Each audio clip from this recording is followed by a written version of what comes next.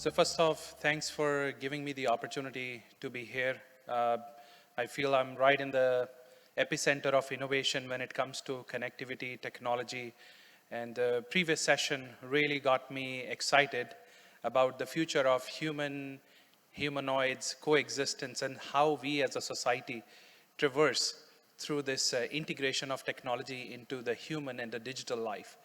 So thank you for the introduction. My name is Suman. I'm here representing 5GAA. I am part of Harman Automotive, as was shared. And it's really an honor to be here. And I'd love to thank the Ministry of Science, ICT, all the organizers to bring us all together to discuss what I'm going to talk about is our perspectives, 5GAA perspectives on AI, NTN, which is satellite communication, and the future of connected vehicles. Before I dive into a little bit about 5GAA and our mission, I wanted to just maybe take a moment to focus on the key underpinning on why 5GAA, which is the 5G Automotive Industry Association, was set up. CV2X is really about cellular-based vehicle-to-everything technology that is looking at connected and automated mobility as it relates to safety. When you think of CV2X, there are two different protocols.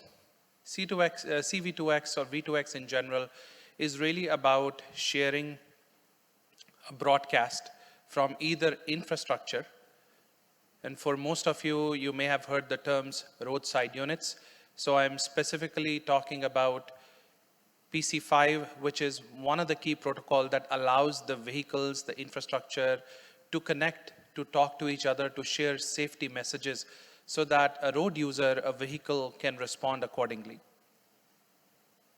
There is also an opportunity whereby we use network, which is our 5G network, over the UU interface, which is what we connect our cell phones with to the cell towers, for some of the, let's say, non-latency sensitive use cases to address the needs of mobility industry.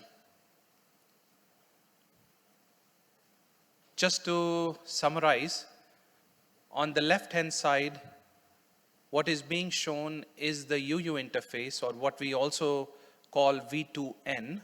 So routing of these messages, getting the vehicles connected to the infrastructure. For instance, use cases like vehicle to infrastructure, being able to see what is the state of the traffic light ahead of time, being able to navigate through an intersection when you may not have a line of sight, being able to see the vehicle or a pedestrian or a bicyclist approaching around the bend where your vehicle may not have access to that line of sight data. So that's on the network side, the UU-based CV2X. On the right-hand side, now this requires capability to be available within the vehicle on the person, such as a pedestrian, whether it's in the mobile phone, on the bicycle, because you have a specific chip, a specific PC5-based chip that allows you to communicate directly, V2V, or in this case, could also be leveraging the infrastructure on the roadside, such as roadside unit. Now, talking about 5GAA, our vision has been to provide a visionary roadmap for advanced driving use cases, connectivity, and technology. 5GAA is an industry association that looks at what are some of the key fundamental shifts that are changing the mobility of future, and how do we bring those technical pieces together to ensure that the future of mobility is safe, smart, sustainable. In order to do that, when 5GA was established early on in 2016, we had a clear roadmap based on the needs that were projected all the way 5+ years out. Moving forward, in 2018, we published our LTE V2X based roadmap, and that included several use cases. I will discuss some of the use cases with you in the coming slides. As we finished at the turn of the decade in 2020, we also looked at and examined what are some of the key use cases that needed to be further refined, matured, or even brought in as the industry moved from 4G to 5G. As the transition happened, there were a set of use cases that were now being made available or were possible. And today, as I stand here, we are in 2025, and I'm just coming out of Shanghai last week. We had our face-to-face meeting. We are now looking at what is the next frontier when it comes to 5G-AA's key objectives. Of course, there are societal impacts that are guiding some of our technology, some of our use cases, but then also there are areas around policy. There are areas around standardization. There are areas around regulatory requirements that we are navigating together as a neutral party to ensure that we are bringing the automotive players, the OEMs, the MNOs, the chipset providers, the network equipment providers, roadside operators, all towards what the future vision of connected autonomous mobility will look like. I will also focus a little bit upon AI and NTN use cases.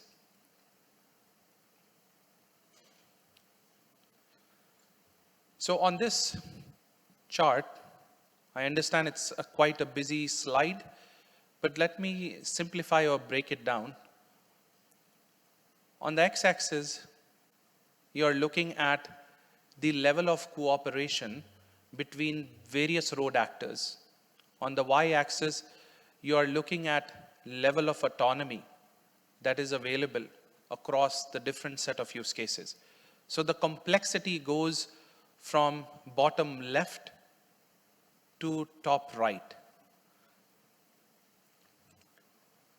So if you look at the traffic efficiency and the safety at the bottom, we're talking about local hazard traffic information. Now this could be as simple as what is the signal phase, whether the light that I'm approaching in the intersection, is it red, is it yellow, is it green? We also look at vulnerable road user, collective perceptive messages, and those are being shared between the infrastructure and the vehicles, including the VRUs. If you look in the middle, the advanced safety, now this is where we are now collecting the vehicles working along with the infrastructure on the side is looking at hazard information collection and sharing of that information. Think about there is a weather event. Think about maybe there is a slick road condition. If your ABS has been engaged, would that message be critical that tells me that the road surface is slick, maybe icy, and I need to share that message with the vehicles that are behind me? And how do I do that and make sure that the data is being shared in a trustworthy manner? And where things get more fascinating, albeit more complex, is when you go to the automated driving. Now we're navigating this through various level of autonomy as we go from SAE, level 3, level 4, and beyond. We will talk a little bit about automated vehicle marshalling, automated vehicle parking. Those are some of the use cases. And then if I look at to an extreme right, we're also talking about cooperative, adaptive cruise control. It seems very simple when you put it on a PowerPoint or when you put it on a slide, but there is a level of complexity, there is a level of cybersecurity elements, there are level of resilience and reliability on the data and the messages that are being exchanged between the various road actors, including the vehicles as well as the infrastructure. So let's quickly look at the use cases from 2020 to all the way 2030. Now, this is the most current roadmap of use cases that is guiding the various work streams within 5G AA. We are aligned, we look at and follow, influence, and participate in the various 3GPP standards. All the way at the left, at the bottom, you will see release 16. And if you follow along, these are the different timelines for release 17, 18, 19, and release 20. And if you think as we go up in the level of complexity, from basic traffic enhanced and traffic safety, all the way to advanced safety and automated driving, what is shown on green, the small diamonds that you're looking at or triangles you're looking at, these are use cases that are actually available in commercially available vehicles that you can buy or you're likely driving. For example, local hazard and traffic information. Now, these capabilities are already available in the vehicles that are on the road. When you look at data collection and sharing of high definition map tiles, this is also available, and this has been available for quite some time. Now, the key thing is most of these services were available on the 4G LTE network, and as we are looking at 5G, these are also now being integrated with traffic management, especially when you think about disaster situation, when you think about a weather event. Moving perhaps to advanced safety, automated driving. One of the key things that we at 5GA have been doing amongst our various members is looking at the possibility of automated valet parking. And I'll show you an example with BMW and Audi on what we have achieved. That also is something that has been found critical as you look at some of the automated people mover. So a mini campus having an automated mini people mover is able to take someone from, let's say, this side of the science park, perhaps to the other side of the science park, but without any driver, without any support available. All of this is possible because of the complex AI systems, complex robotics, complex actuators, and how all of these are pieced together. And the underlying fabric that makes that possible is high availability of connectivity. On 5G, especially since we're here talking about 5G related topics, the key thing here is the URLLC, so ultra reliable, low latency communication, enhanced mobile broadband. So those are the fundamental shifts in 5G that are making these use cases come to life. And we'll talk a little bit more about it. So here is one of the examples on how V2X has been introduced, tested within the scope of ADAS, ADS. Over the years, we've had these requests come to various members. Of course, me representing here 5GA, but also as a Harman representative, we do get this request many times by OEMs. How can we automate, once the vehicles are finished production at the end of the manufacturing line, can we bring these vehicles automatically in a controlled manner out of the line to a designated spot on a parking lot? What we have shown here, you will see the picture on the left is the BMW end of line as well as Audi end of line. From these points, we use 5G. And 5G is actually a critical piece here that makes this possible. A goal really is to scale up this technology to other kinds of use cases such as parking lots, parking garages, and it could use perhaps local mech infrastructure that allows the vehicles to be managed and parked in an automated fashion. Of course, this doesn't come easily without having proper guidelines, specific quality of services, and also as different service providers are taking control over the vehicle actuators, this requires a level of certified framework, thereby making sure that this is being done by design. The next example I'll give you is on what is happening in Euro NCAP. NCAP is New Car Assessment Program. So the example here is really leveraging Euro NCAP and China NCAP. Where we stand today in the industry is really about notifying the driver, notifying the various actors on the road in case, like I explained earlier, there is a climate event, there is a, let's say, a potential imminent collision warning with a pedestrian or with a bicyclist.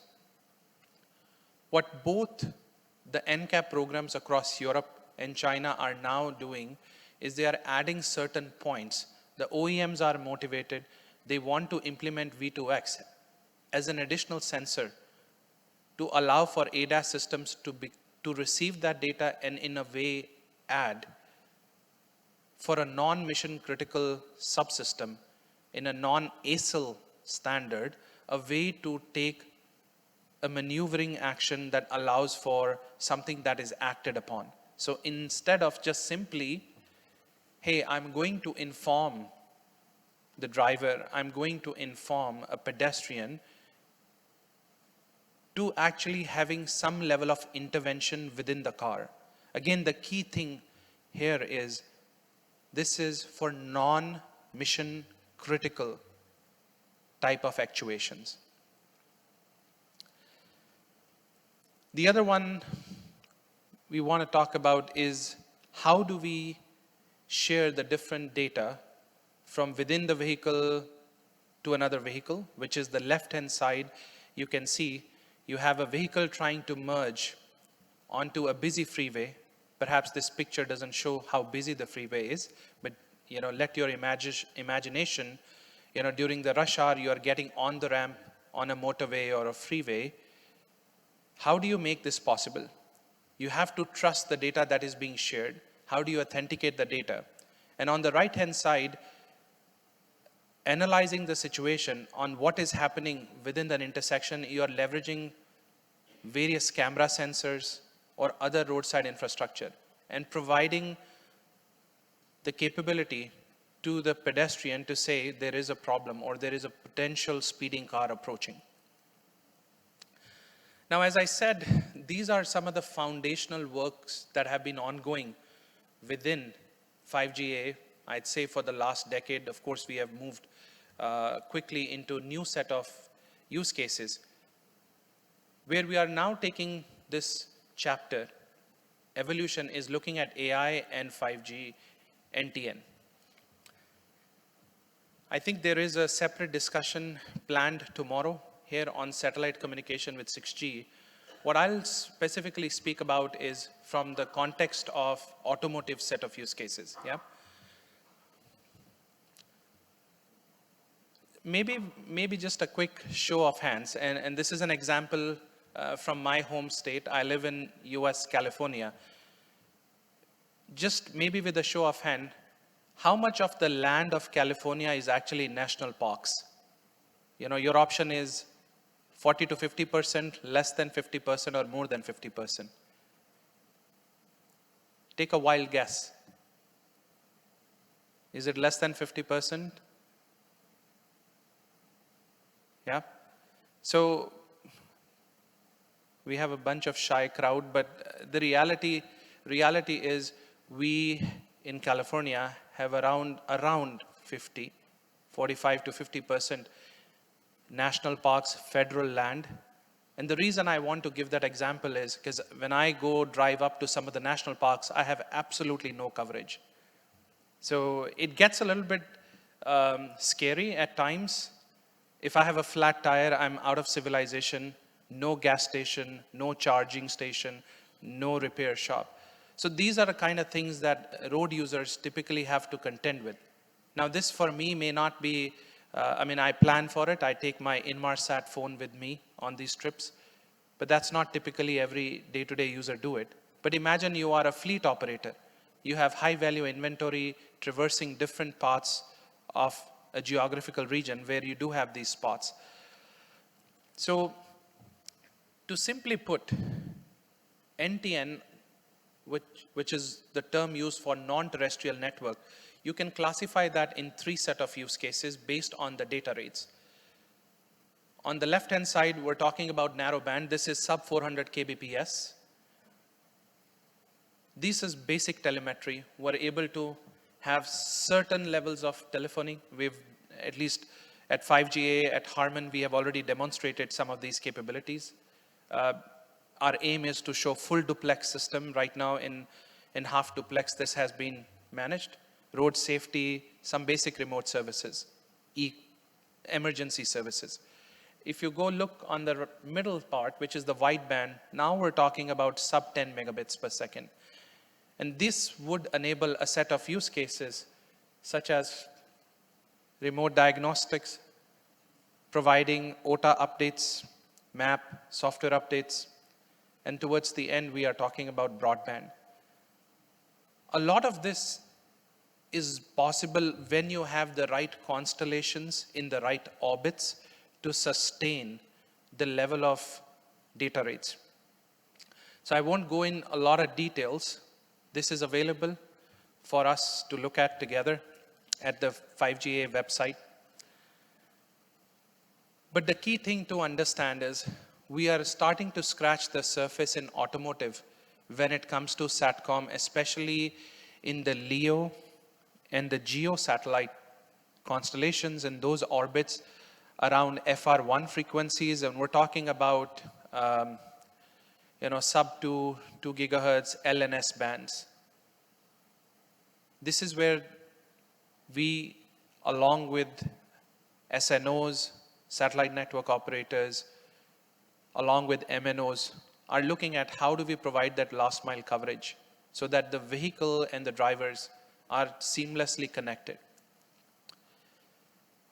There are a set of use cases that are on the right-hand side of this slide that require a level of, I would say, densification in the satellite infrastructure, a high availability of these infrastructure that would allow for Ka, Ku band for the broadband set of use cases.